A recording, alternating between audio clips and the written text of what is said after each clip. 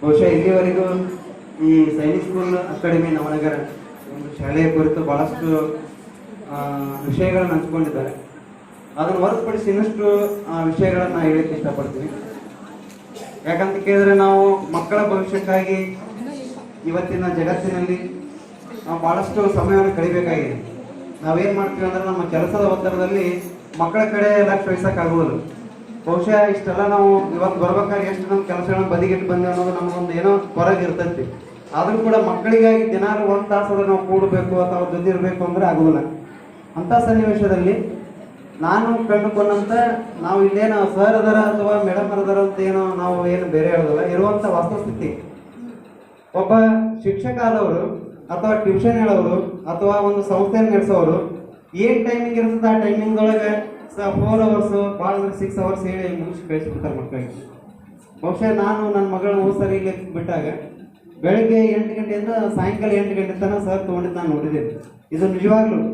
ಯಾಕಂತಂದ್ರೆ ಒಬ್ಬರು ಏನು ಮಕ್ಕಳಿಗೆ 6 ತಾಸು ಹೇಳಿದ್ರೆ ಮುಗಿತು ನನ್ನ ಡ್ಯೂಟಿ ಅನ್ನುವಂಥ ಒಂದು ಈ ಜಗತ್ತಿನಲ್ಲಿ ಸರ್ ಅಷ್ಟೊಂದು ಬೆಳಗ್ಗೆ 8 ಗಂಟೆ ಹಿಡ್ಕೊಂಡು ಸಾಯಂಕಾಲ 8 ನಾವೇ ಬಂದು ಬಿಡ್ರಿ ಸರ್ ಅಂದ್ರೆ ಬಿಡ್ತಿದ್ದಿಲ್ಲ.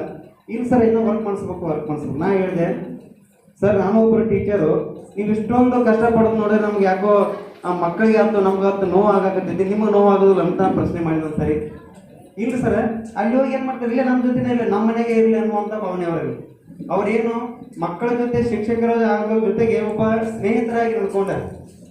ಇಷ್ಟೆಲ್ಲ ಮಕ್ಕಳೆಲ್ಲ ಇಲ್ಲಿ ಬಂದು ಮಾತಾಡಿರೋ ಒಂದು ಕರೆ ಬಂದೈತೆ ಅಂದ್ರೆ ಅದು ಯಾರ್ದು ಒಂದು ಶ್ರಮ ಅಂದ್ರೆ ನಮ್ಮ ಸರ್ ಚಂದ್ರಕಾಂತ್ ಸರ್. ಏನೇ ಹೇಳಿದ್ರು ಕೂಡ ಅವರಲ್ಲಿ ಹೇಳುವಾಗ ಬಹಳಷ್ಟು ಸೀರಿಯಸ್ನೆಸ್ ಹೇಳೋದು, ನಂತರ ಅವ್ರ ಜೊತೆ ಯಾವ ರೀತಿ ನಡ್ಕೋಬೇಕು ಅನ್ನುವಂಥದ್ದು ಅವರಲ್ಲಿ ಆ ಒಂದು ಗುಣದಿಂದಲೇ ಇವತ್ತು ಮಕ್ಕಳು ಇಷ್ಟೊಂದು ಪ್ರತಿಭಾವಂತ ಮಕ್ಕಳಾಗಿ ಪರಿವರ್ತನೆ ಆಗಲಿಕ್ಕೆ ಸಾಧ್ಯ ಆಗಿದೆ. ಆ ಹಿನ್ನೆಲೆ ಒಳಗೆ ಸರ್ ಅವರು ಮಾಡಿದಂಥ ಕಾರ್ಯಗಳು ಬಹಳಷ್ಟು ಅದಾವ.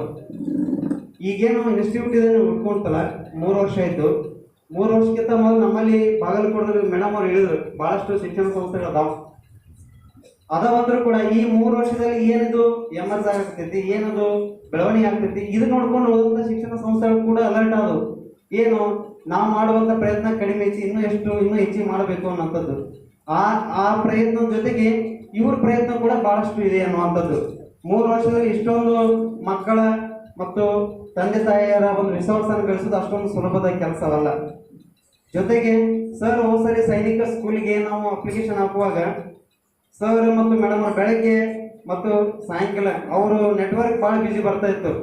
ಒಂದ್ಸರಿ ಮೇಡಮ್ ಅವರು ರತ್ನ ಮೇಡಮ್ 12 ಗಂಟೆ ಫೋನ್ ಹಚ್ಚಾರ, ಸರ್ ನಿಮ್ಮ ಮಗುವಿಂದ ಏನು ಅಪ್ಲಿಕೇಶನ್ ಹಾಕಿದ್ರೋ ಇಲ್ಲೋ ಸರ್ ನಾವು ಮಾಡಾಕಿದ್ದೀವಿ ಸರ್, ನಿಮ್ದು ಏನು ಡೇಟ್ಸ್ ಹೇಳ್ರಿ ಅನ್ನೋಂಥದ್ದು ನನಗೆ ಭಾಳ ಆಶ್ಚರ್ಯ ಆಯಿತು. ಯಾಕಂದ್ರೆ ರಾತ್ರಿ 12 ಗಂಟೆ ಕೂತ್ಕೊಂಡು ಸರ್ವರ್ ಸಂಬಂಧ ಕೂತ್ಕೊಂಡು ಅವ್ರು ಅಪ್ಲಿಕೇಶನ್ ಹಾಕ್ತಾ ಇದ್ದಾರೆ. ಮಗುವಿಗೆ ಶಿಕ್ಷಣ ಕೊಟ್ಟರೆ ಸಾಲದು, ಆ ಮಗುವಿನ ಬೆಳವಣಿಗೆಗೆ ಏನು ಬೇಕು ಅವನ್ನೆಲ್ಲ ಒಂದು ಸೌಲಭ್ಯಗಳನ್ನು ಕೊಡುವಂಥ ವ್ಯವಸ್ಥೆ ಇದರಲ್ಲಿದೆ. ಪ್ರತಿ ಹೆಜ್ಜೆಗೂ ಮಗುವಿನ ಕಾಳಜಿಯನ್ನು ನೋಡಿದ್ರೆ ನಾವು ಪೇರೆಂಟ್ಸ್ ನಮ್ಮ ಮನೆಯೊಳಗೆ ಮಾಡುವಂಥ ಕಾಳಜಿ ಏನೂ ಅಲ್ಲ, ಸ್ವತಃ ಭಾಳ ಹತ್ತಿರದಿಂದ ನೋಡಿ ನಾವು ಸರ್ನ.